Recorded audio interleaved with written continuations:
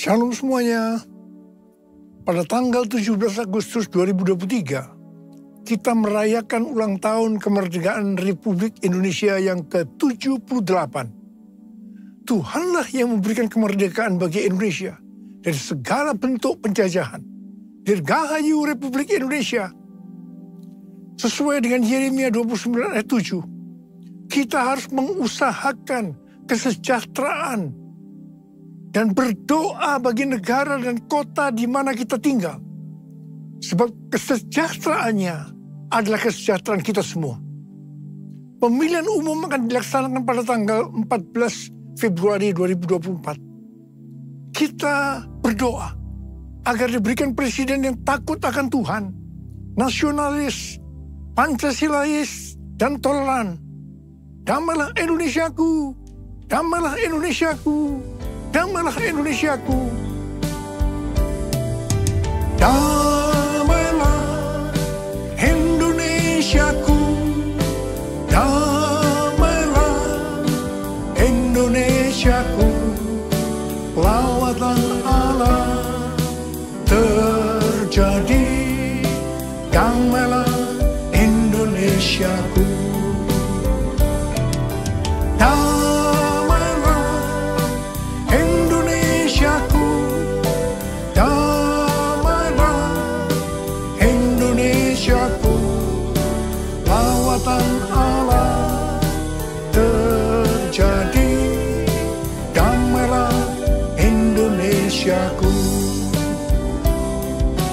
Damailah Indonesiaku,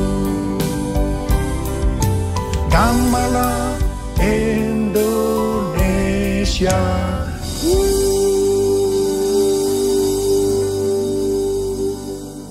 Pada bulan Agustus ini, yang merupakan bulan yang bersejarah bagi bangsa Indonesia, Tuhan juga mengingatkan kepada kita yang percaya bahwa kita sudah dimerdekakan dari penjajahan hukum dosa dan hukum maut.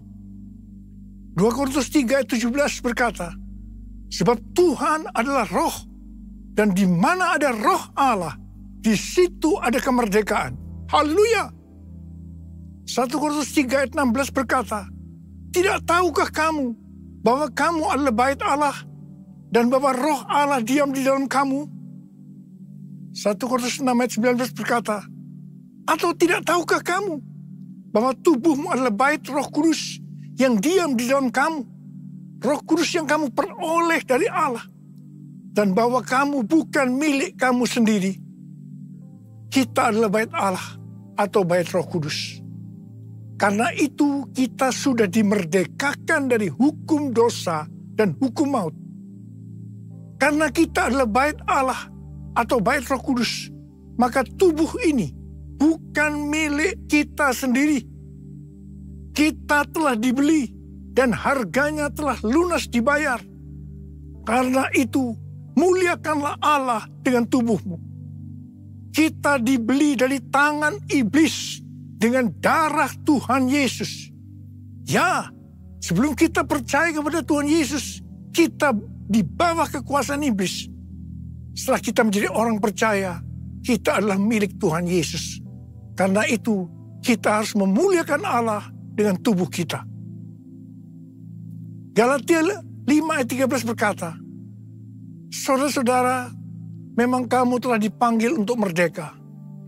Tetapi janganlah kamu mempergunakan kemerdekaan itu sebagai kesempatan untuk kehidupan dalam dosa.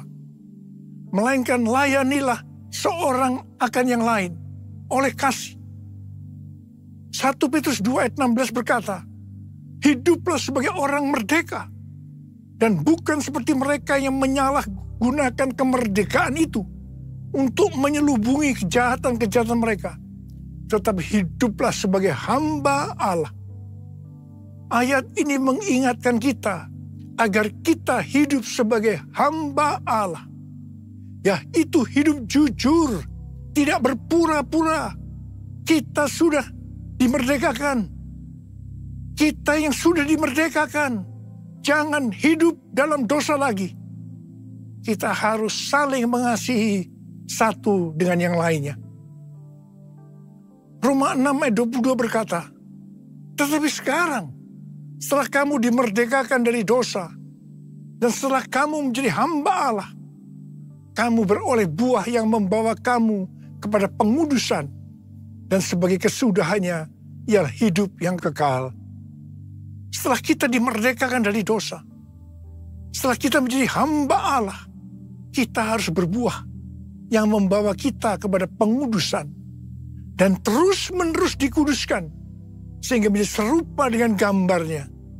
Dan akhirnya kita mendapatkan hidup kekal selama-lamanya. Dalam Yohanes 8 ayat 31 dikatakan, jikalau kamu tetap di dalam firman-Ku, kamu benar-benar adalah murid-Ku. Sebagai orang yang sudah dimerdekakan, kita harus tetap memelihara kehidupan kita agar tetap sebagai orang yang merdeka. Karena itu, kita harus hidup sesuai dengan firman-Nya. Kerjakanlah keselamatanmu dengan takut dan gentar, yaitu dengan cara hidup sesuai dengan firman Tuhan. Kalau kita hidup sesuai dengan firman-Nya, maka kita akan mengetahui kebenaran. Dan kebenaran itu yang akan memerdekakan kita. Kita sebagai bait Allah atau bait Roh Kudus harus hidup dipimpin oleh Roh Kudus. Bukan hidup menurut daging. Roma 8 ayat 13 berkata, sebab jika kamu hidup menurut daging, kamu akan mati. Tetapi jika oleh roh kamu mematikan perbuatan-perbuatan tubuhmu, kamu akan hidup. Galatia 5 ayat 19 sampai 21 berkata, perbuatan daging telah nyata, yaitu percabulan, kecemaran, hawa nafsu, penyembahan berhala, sihir, perseteruan, perselisihan, iri hati, amarah, kepentingan diri sendiri, percideraan, roh pemecah, kedengkian, kemabukan, pesta pora, dan sebagainya. Terhadap semuanya itu kuperingatkan kamu, seperti yang telah kubuat dahulu, bahwa barang siapa melakukan hal-hal yang demikian, ia tidak akan mendapat bagian dalam kerajaan Allah.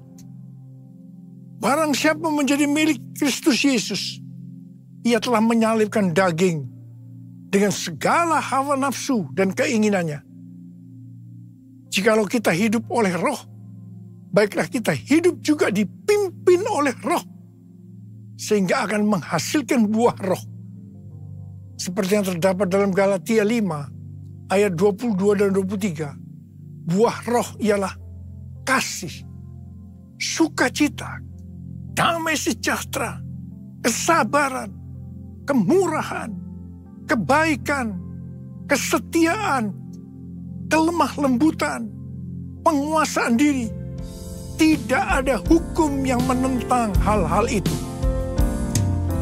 Rohmu yang hidup penuhiku, mengalir dalamku. Jiwaku tenang bersamamu dalam naunganmu. Ku buka hati untuk jamahanmu, berserah penuh di hadiratmu. Kau ambil alih seluruh hidupku, di altarmu menyembahmu, di altarmu menyembahmu.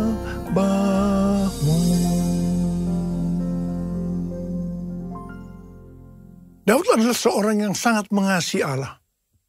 Daud merindukan untuk mendirikan bait Allah. Tetapi Tuhan tidak mengizinkan karena Daud seorang prajurit yang banyak menumpahkan darah. Tuhan mengatakan yang akan mendirikan bait Allah adalah Salomo, anaknya. Meskipun demikian, Daudlah yang mempersiapkan segala sesuatunya untuk membangun bait Allah itu. Termasuk menyediakan emas, perak, tembaga, besi, kayu, batu permata. Daud juga yang membuat blueprintnya. Daud berkata bahwa Tuhanlah yang memberikan ilham kepadanya untuk memberikan petunjuk tentang segala pelaksanaan rencana itu.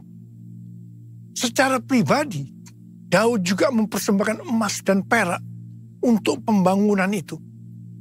Pada waktu Daud menantang bangsa Israel untuk memberikan sumbangan untuk pembangunan bait Allah, dikatakan bangsa itu bersuka cita karena memberi dengan rela dan tulus ikhlas. Demikian juga dengan Daud, dia sangat bersuka cita. Kita harus membangun bait Allah yang adalah tubuh ini. Syarat utama adalah kita harus mengasihi Tuhan, yaitu orang yang menuruti perintah Tuhan. Salah satu bentuk kita mengasihi Tuhan adalah dengan memberikan persembahan secara materi kepada Tuhan dan kepada sesama. Memberi persembahan secara materi ini bukan hanya dilakukan oleh orang yang hidupnya berkelimpahan saja, tetapi termasuk bagi orang yang berkekurangan. Pada waktu kita memberi, seperti yang terjadi kepada Daud dan bangsa Israel, maka kita akan mengalami sukacita yang berlimpah. Kisah para Rasul 20 ayat 35 berkata, adalah lebih berbahagia memberi daripada menerima. Sukacita ini akan kita alami kalau kita memberi.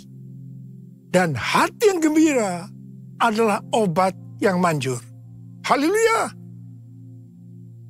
1 Korintus 3 ayat 10 sampai dengan 15 berkata bahwa kita membangun bait Allah yang adalah tubuh ini dengan dasar Yesus Kristus.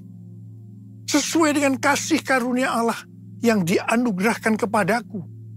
Aku sebagai seorang ahli bangunan yang cakap telah meletakkan dasar dan orang lain membangun terus di atasnya. Tetapi tiap-tiap orang harus memperhatikan bagaimana ia harus membangun di atasnya. Karena tidak ada seorang pun yang dapat meletakkan dasar lain daripada dasar yang telah diletakkan, yaitu Yesus Kristus. Entahkah orang membangun di atas dasar dengan emas, perak, batu permata, kayu, rumput kering, atau jerami. Sekali kelak, pekerjaan masing-masing orang akan nampak. Karena hari Tuhan akan menyatakannya. Sebab ia akan nampak dengan api. Dan bagaimana pekerjaan masing-masing orang akan diuji oleh api itu. Jika pekerjaan yang dibangun seseorang tahan uji, ia akan mendapat upah. Jika pekerjaan terbakar, ia akan menderita kerugian. Tetapi ia sendiri akan diselamatkan. Tetapi seperti dari dalam api. Pertanyaannya, bahan apa yang kita gunakan? Apakah dengan bahan emas, perak, batu permata, atau bahan kayu, rumput kering atau jerami? Semuanya itu akan nampak pada hari Tuhan saat pekerjaan kita diuji dengan api. Jika pekerjaan kita tahan uji, artinya tidak terbakar karena terbuat dari bahan emas, perak, dan batu permata, maka kita akan mendapat upah. Tetapi sebaliknya, kalau pekerjaan itu terbakar karena bahan yang digunakan adalah kayu, rumput kering, jerami, maka akan mendapat kerugian. Selamat sih selamat, tetapi seperti keluar dari dalam api. Artinya, hampir-hampir tidak diselamatkan. Hampir-hampir tidak diselamatkan dapat diartikan kehilangan upah atau pahala. Kedudukan yang rendah di sorga. Kehilangan kesempatan pelayanan dan kekuasaan di sorga. Kehilangan kemuliaan dan kehormatan di hadapan Allah. Karena itu, mari kita memperhatikan sungguh-sungguh dengan serius pekerjaan pelayanan kita. Termasuk juga kualitas kehidupan kerohanian kita. Jangan menjadi orang Kristen yang acuh tak acuh. Agar kita mendapatkan upah di sorga.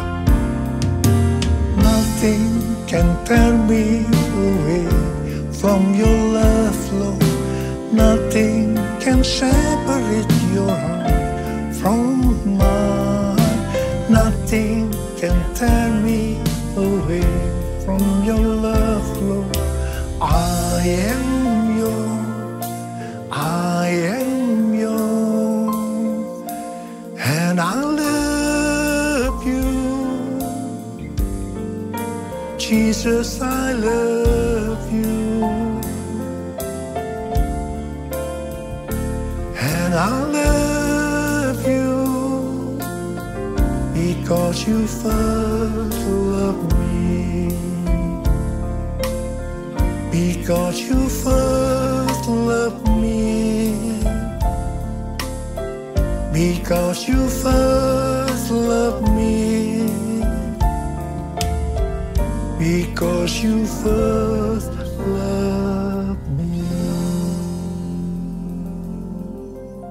Sesuai dengan 2 Tawarikh 3 dikatakan bahwa Salomo mendirikan bait Allah di Yerusalem, di Gunung Moria.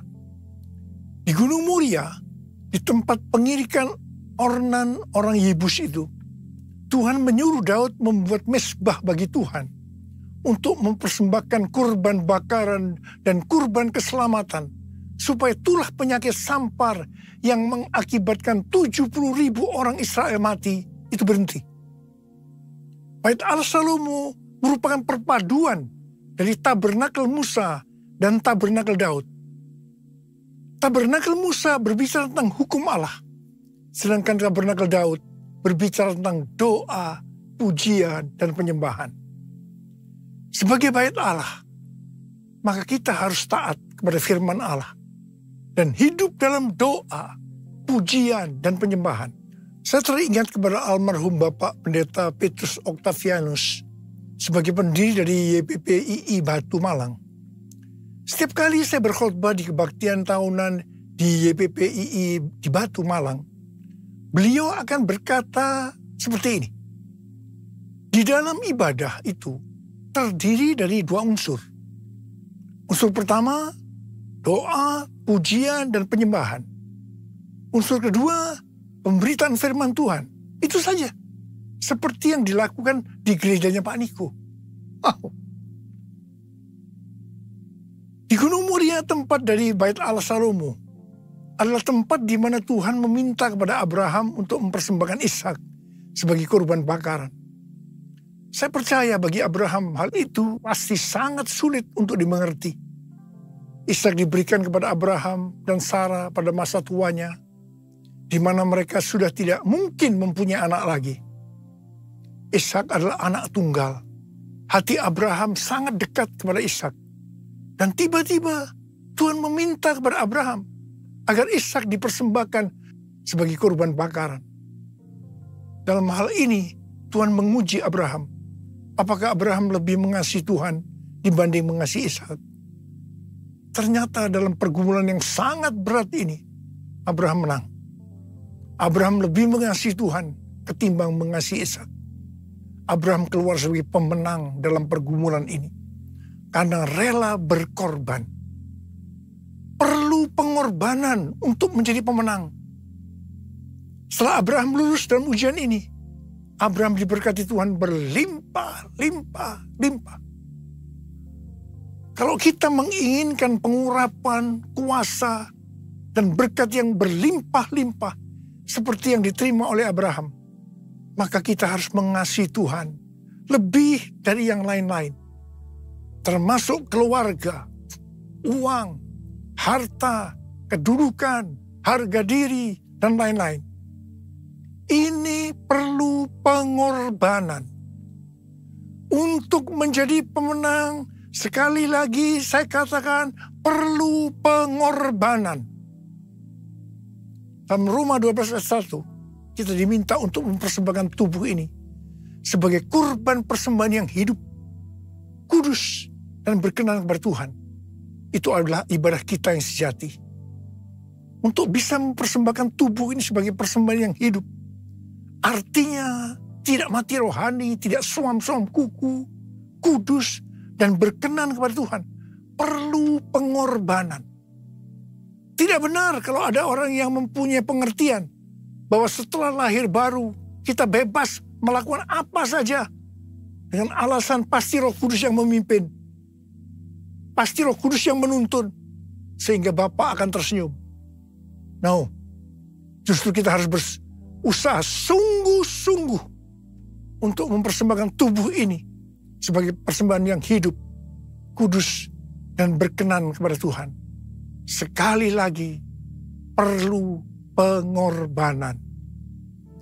Mari kita katakan bersama-sama, Bapa, ku persembahkan tubuhku sebagai persembahan yang hidup, kudus, dan yang berkenan padamu sebagai ibadah yang sejati. Ku sembah Kau Tuhan, ku sembah Kau Tuhan, ku serahkan hidupku kepadamu untuk kemuliaan nama-Mu. Pada tanggal 21 sampai dengan 24 Juni 2023 di Amsterdam diadakan konferensi Empower 21 yang temanya adalah Everyone, A New Era of Evangelism. Ini diartikan sebagai cara penginjilan yang baru yang disebut Everyone. Konferensi ini dihadiri lebih kurang 6.000 orang dari 130 negara. Dan yang ikut secara online sebanyak 22 negara. Jadi total keseluruhan 152 negara. Hampir semua yang ikut terlibat dalam pelayanan. Saya berbicara sebanyak 2 kali. Yang pertama di workshop dan yang kedua di Olympic Stadium pada hari terakhir. Saya diminta untuk berbicara tentang Pentakosta ketiga. Tuhan menuntun kita untuk menyelesaikan amanat agung dengan pengertian dalam 10 tahun ke depan, yaitu sampai dengan tahun 2033. Setiap orang berhak untuk berjumpa dengan Tuhan Yesus secara otentik melalui kuasa dan hadirat Roh Kudus.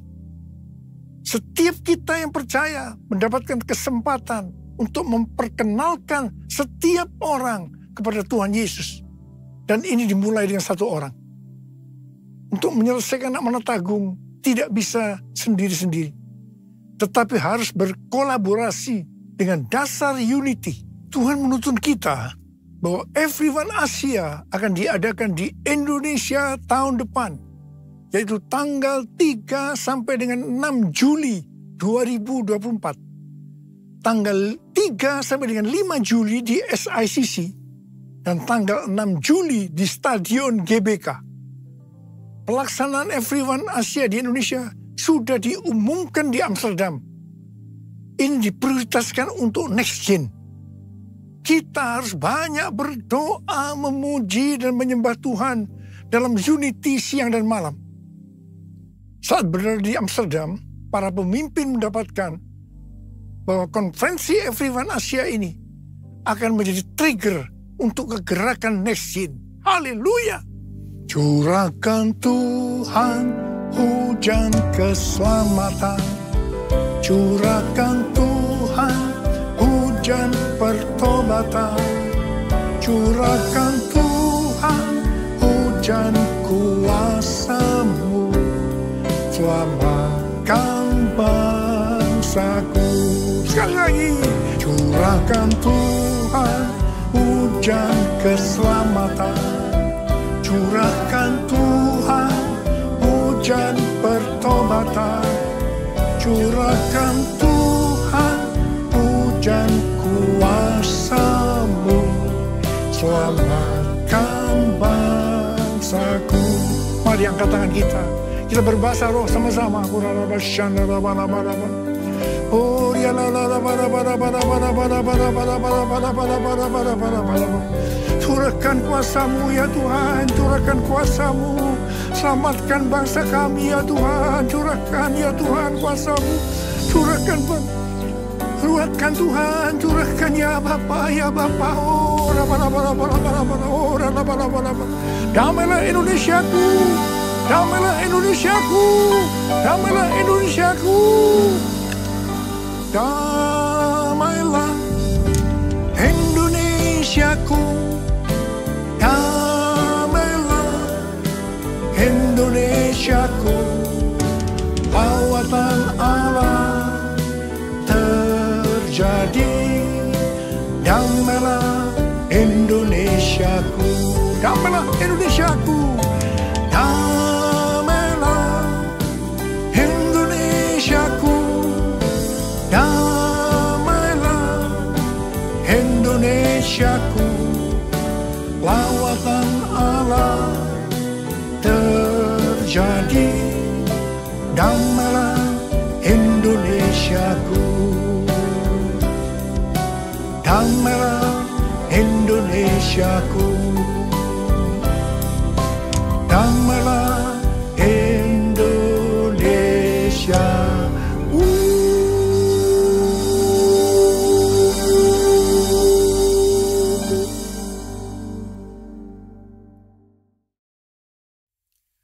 Mari, saudara-saudara, kita akan masuk dalam perjamuan kudus.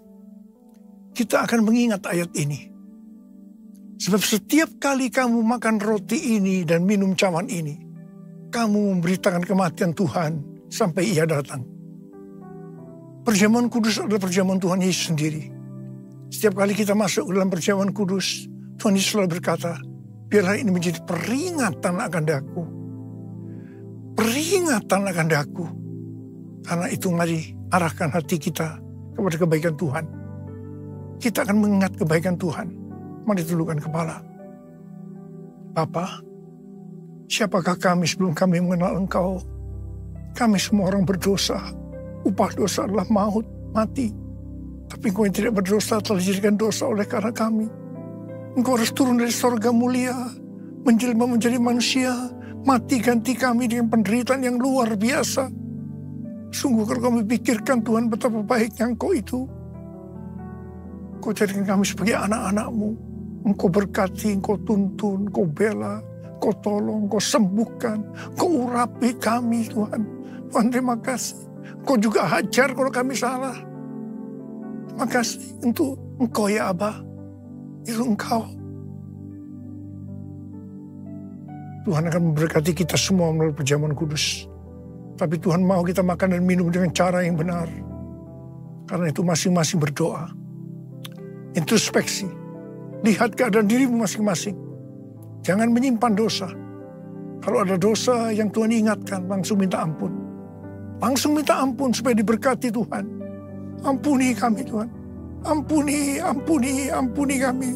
Ampuni ya Abah, ampuni. Kau melihat anak-anak-Mu yang sedang berdoa, meminta ampun pada Tuhan.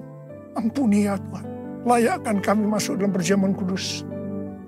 Kami akan masuk dalam perjamuan kudus dengan hati yang penuh ucapan syukur. Dalam nama Yesus. Amin.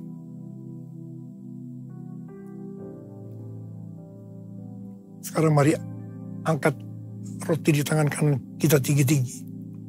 Sebab apa yang telah kuteruskan kepadamu telah aku terima dari Tuhan. Yaitu bahwa Tuhan Yesus pada malam waktu Ia diserahkan mengambil roti. Dan sesudah itu Ia mengucap syukur atasnya. Ia memecah-mecahkannya dan berkata, inilah tubuhku yang diserahkan bagi kamu. Perbuatlah ini menjadi peringatan akan aku. Tuhan dikasih Tuhan. Karena roti yang kita pecah-pecahkan ini adalah persekutuan kita dengan tubuh Kristus. Mari kita makan dalam nama Yesus.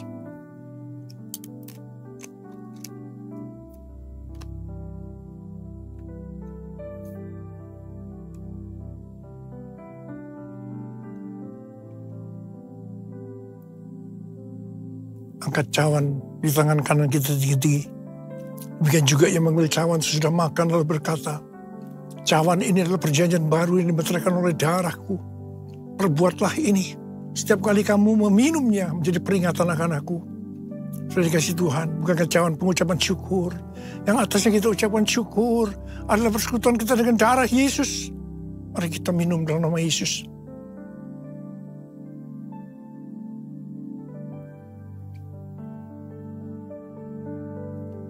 Angkat tangan kita. Ucapkan syukur dan terima kasih dengan suara. Jangan diam. Tuhan terima kasih ya Tuhan. Tuhan terima kasih ya Tuhan. Terima kasih ya Tuhan. Terima kasih ya Tuhan.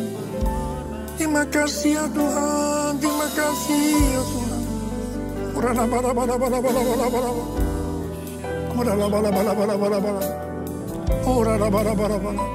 Bapa, Engkau akan menyembuhkan yang sakit. Engkau membebaskan yang terikat. Engkau menghibur yang susah. Engkau menguatkan yang lemah.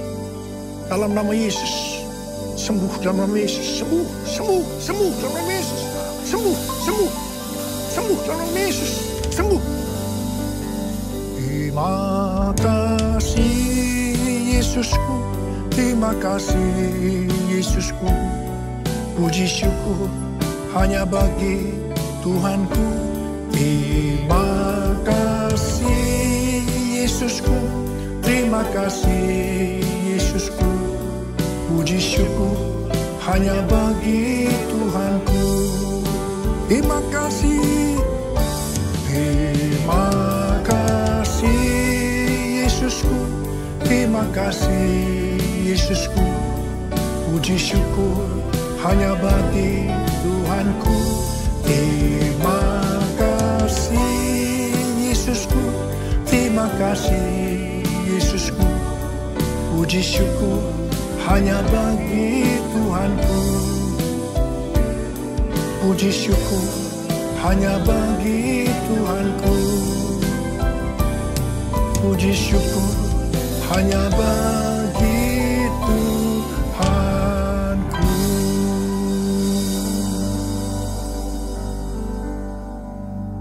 Sekarang terimalah berkat Tuhan. Kasih karunia berlimpah-limpah daripada Allah Bapa dalam Anak yang tunggal Yesus Kristus. Persekutuan yang manis dengan Roh Kudus menyertai saudara sekalian mulai hari ini sampai Tuhan Yesus datang menjemput kita di awan-awan dan bahkan sampai selama-lamanya. Yang percaya bersama-sama katakan amin.